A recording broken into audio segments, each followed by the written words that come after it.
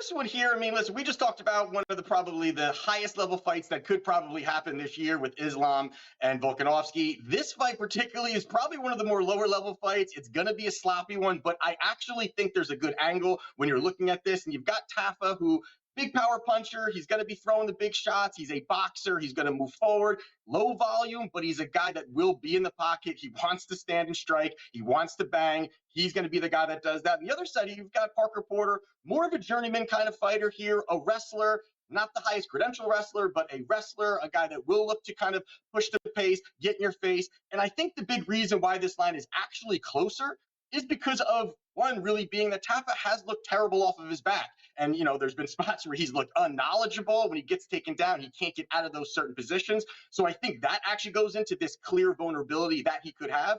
But also, I think it pushes it because of his most recent loss to Jared Vanderaa, who's 1-5 out of his last 6. Not a good look, but Vanderaa had a 6-inch reach advantage. I think that played in very difficult for Tafa to cut the distance. In this spot here, though, I don't think Tafa is going to get taken down. I think that he's really strong in the clinch. He's a big guy. He utilizes his hips very well. Ended up, positionally getting out of spots. Again, low-level guy, but he's got that power. And you've got someone like Porter, who very bad when he's cutting distance, very lackluster. He's defensively inefficient. He just doesn't really put it together when his defense is up. He's hittable.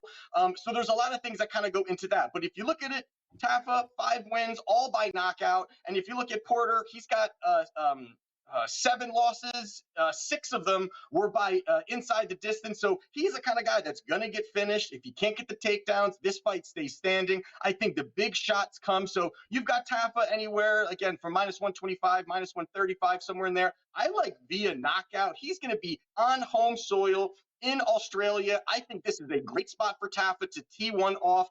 +165, +170 for knockout, I think is a great price. And I think it's the most likely path if he gets the victory. I don't think either one of these guys have the cardio and the work ethic to really get to the decision. So I think inside the distance, Tafa, he gets the knockout.